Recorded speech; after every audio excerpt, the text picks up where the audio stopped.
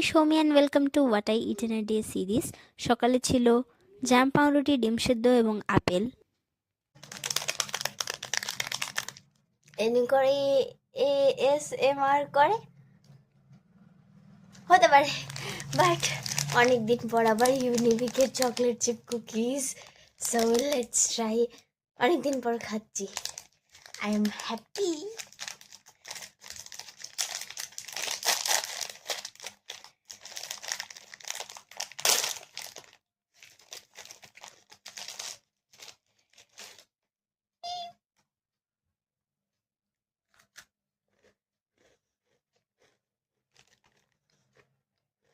Always a thumbs up. লাঞ্চে ছিল ভাত, ডাল, দু রকমের শাক, বড়া ভাজা, আর তার সঙ্গে ছিল একটা তরকারি। এটা ছিল ছোলা আলু সামথিং এর তরকারি।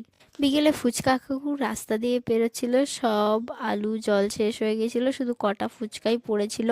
সেখান থেকে মা 15টা ফুচকা নিয়ে নিয়েছিল, আর বেঁচে থাকা তরকারি দিয়ে আলু দিয়ে আমরা ফুচকা খেয়েছিলাম। সন্ধ্যাবেলায় আবার আরেকটা ইউনিবিকের কুকিজ খেয়েছিলাম আমি।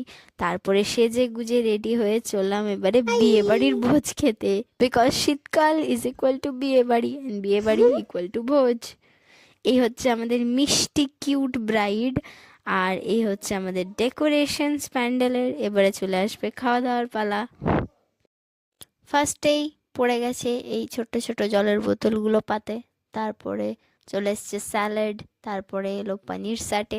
পানির স্যাটেটা ছিল ভালো, খেতেই ছিল।